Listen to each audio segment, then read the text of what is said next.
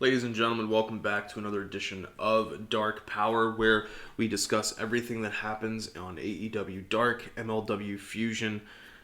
We've got some interesting matches to get to, so we're going to get straight to it. But before we do, remember, guys, always hit that like button, comment, share, subscribe if you haven't already. We appreciate everything that you guys do as being part of the True Heels family. And we are past 1,000 subscribers, but the march continues onwards, and we appreciate when you share us with your friends, family, fellow wrestling fans. We love to connect with each and every one of you. Now, after the extravaganza that was MLW Fusion's Filthy Island show last week, they decided to give us a rerun of an older MLW episode.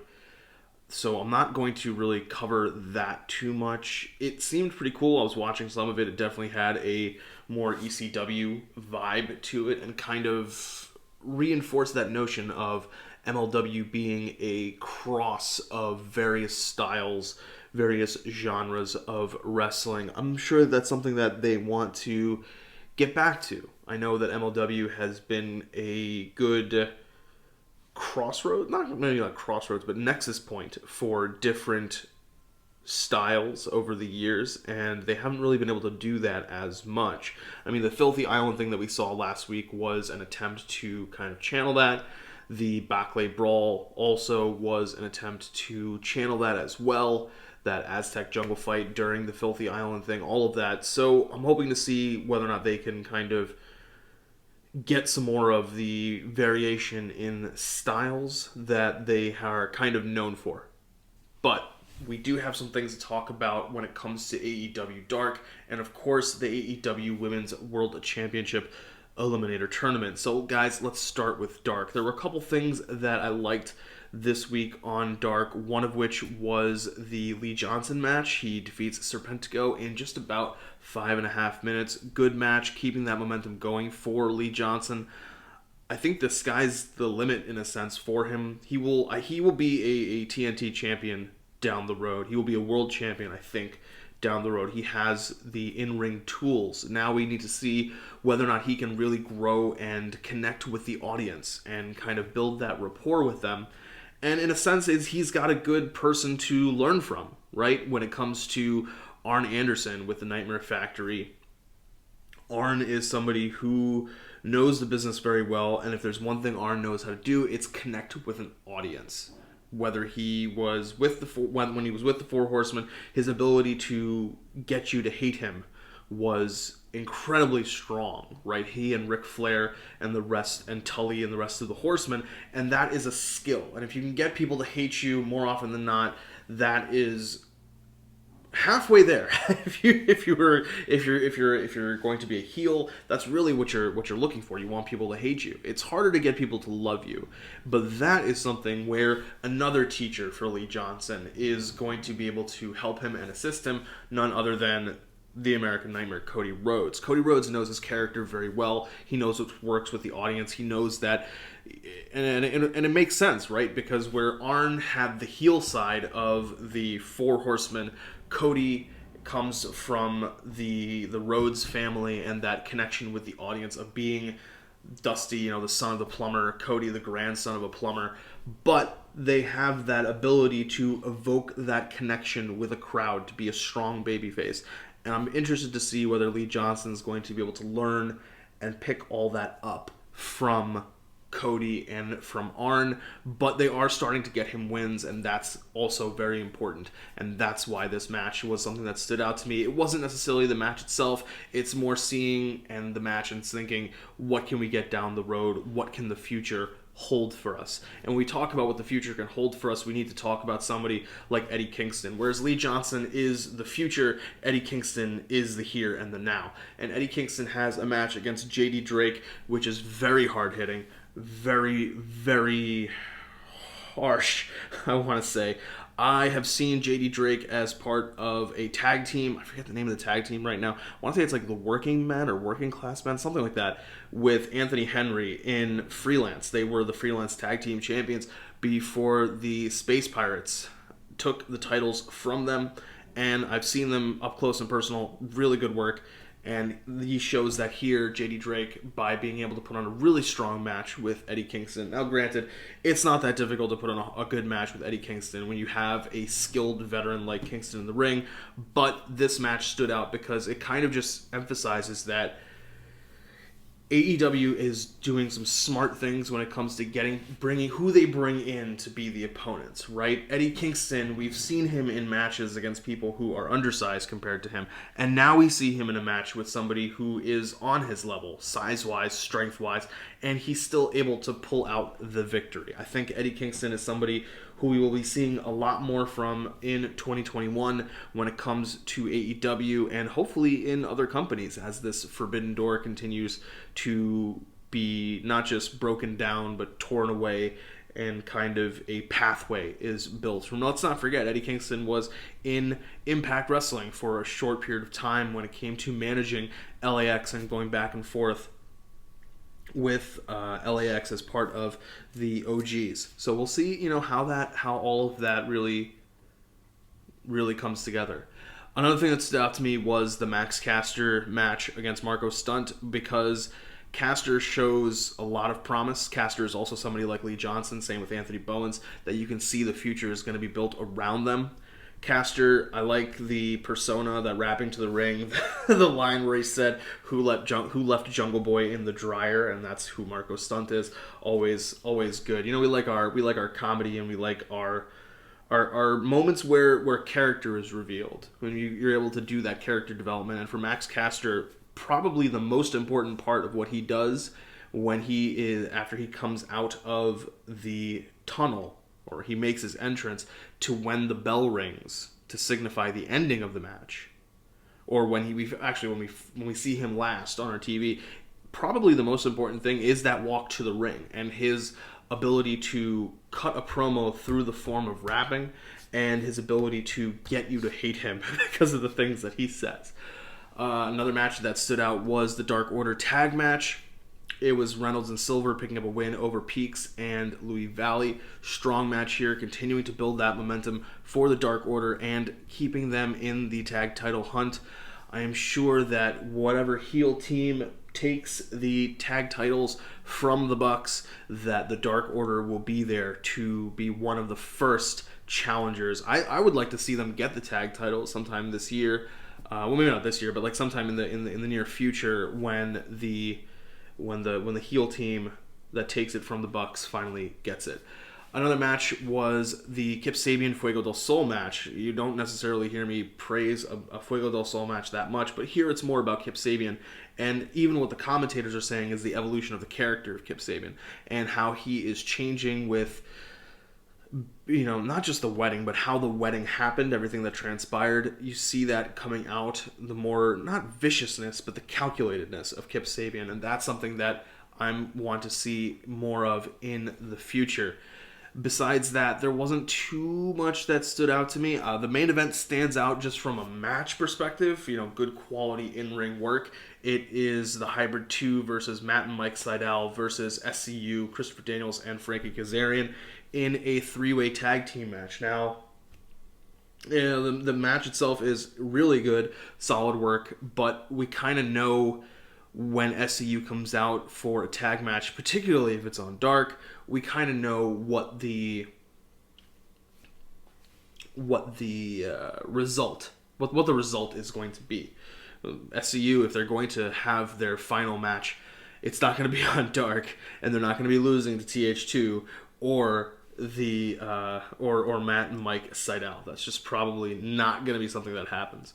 But be that as it may, as a tag match goes, it was really, really good. I just think that this probably shouldn't have been the main event, because going into the match, we kind of had an idea who's going to win or who should win.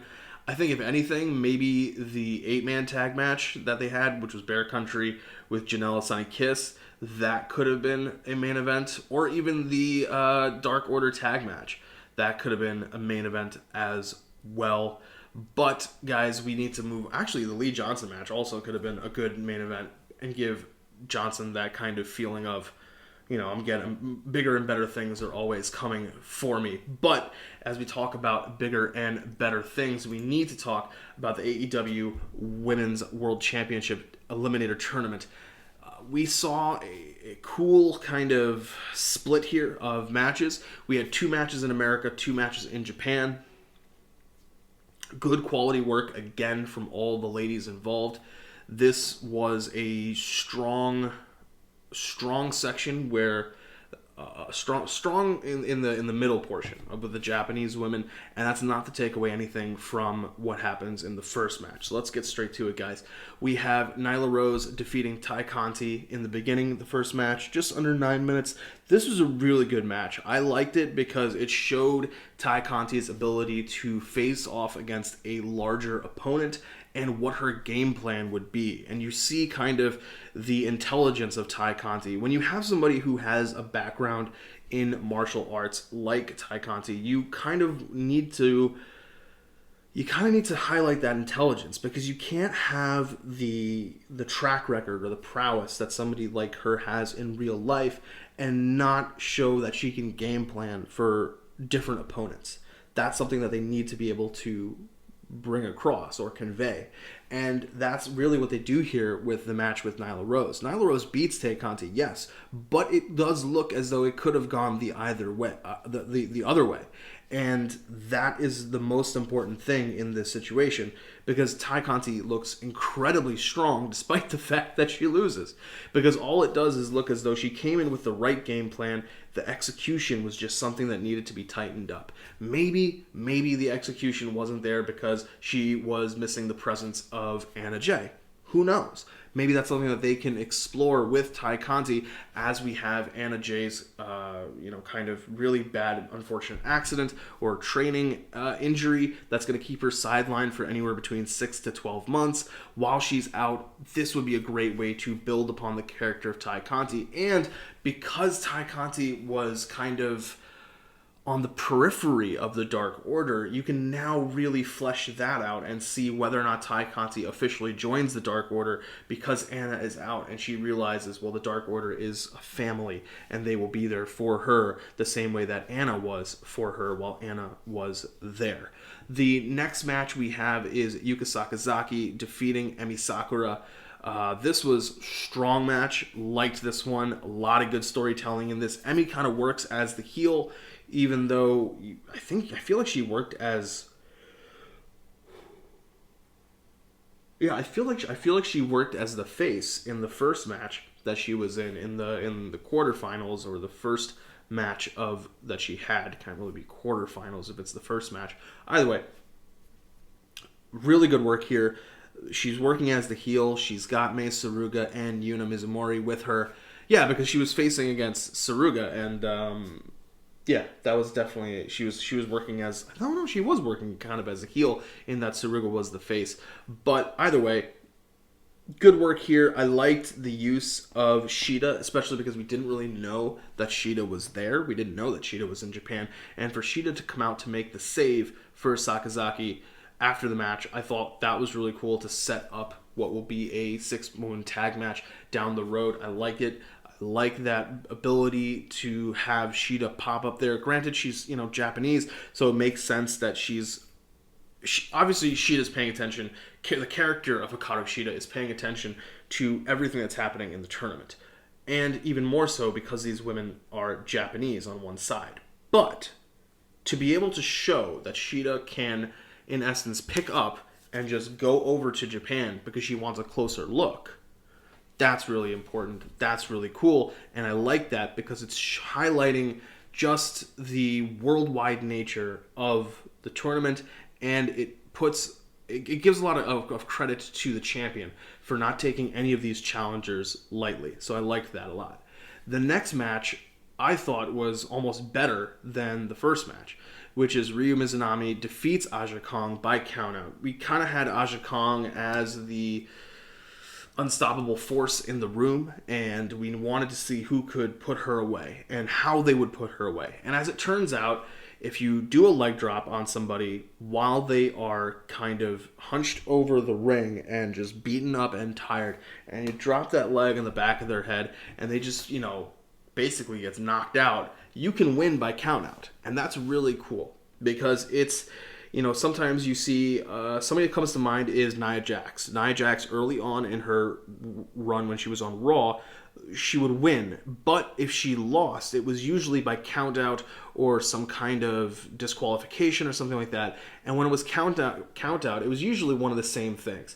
She would run her shoulder into a ring post and roll out of the ring, or they would just run her into the barricade, or they would put her somehow through the barricade using her own weight and momentum against her.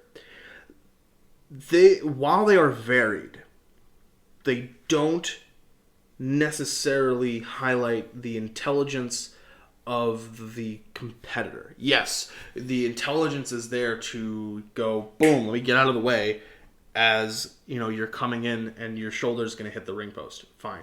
But in this situation, to think, what if I just drop this leg on her while the referee is counting? Especially because it's at an 8 count when you're dropping the leg and then you got to get in yourself or it's a double count out. There's a level of high risk that's involved. And I like that a lot more because it's showing that the competitor knows they have to do something and it's desperation time. It's desperation time. They have to pull something out of the back of their back pocket in order to beat this much larger opponent who is going to be able to take them out. And I thought that was really cool. Now, that being said, the only thing I didn't like about this match is one of the more hilarious moments of the match. So Aja Kong, they're facing off outside. They're coming up the ring ramp. Shida is sitting there at the table with I think it was one of the ring announcer, and Aja Kong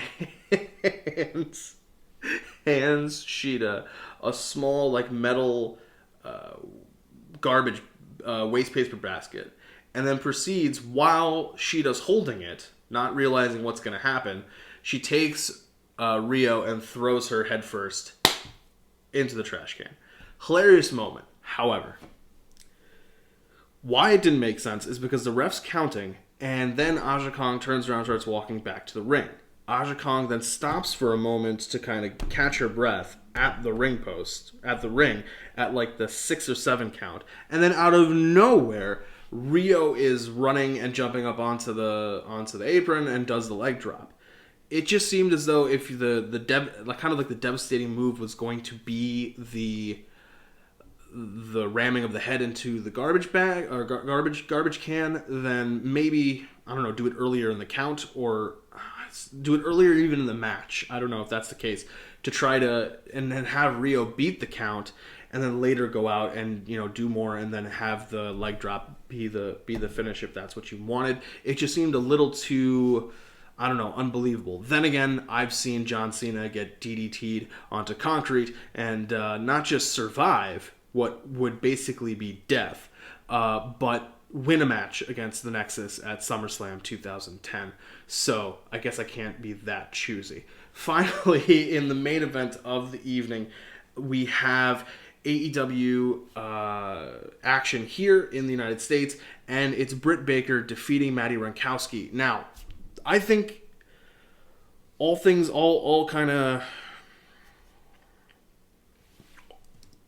taken into consideration, I think they did the best thing that they could in this situation. They know that Anna's injured with the training accident injury, and they put Maddie in her spot. Maddie is not necessarily prepared for this match. Good, cool, storyline-wise, that's going to work. Having Britt sneak attack her before the match even begins, even better. Because we want to put more heat on Britt. We want to put more, just anger towards her character. This is a great way to do it. Maddie's being given an opportunity. Unfortunately, yeah, Anna gets hurt, but this is a good opportunity for Maddie. Now, all of a sudden, Britt's out here beating the crap out of her, and it's just not fair. And Britt's going to pick up the win. The match itself, all right, cool. The segment as a whole, much better if you include the pre- and post-match stuff. But overall, I think they should have flipped it. I think that's what should have happened. They should have put Britt and Maddie first, and Ty and Nila last. I think that's the way it should have been, because you have Nila being just that level of dominance, coming out looking strong, Ty's looking strong.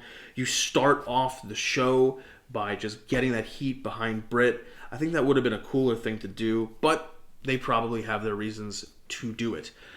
We will see Nila face off against Brit in the semifinals, and I'm looking forward to seeing what exactly happens on this Bleacher Report show that they're going to have with the Thunder Rosa Riho semifinal match.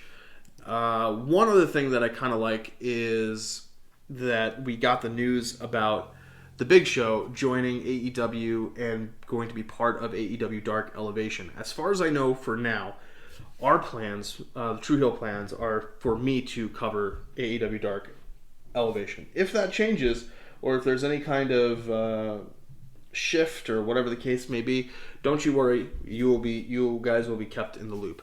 But I like it. We've been talking about for some time the potential second show, third show technically.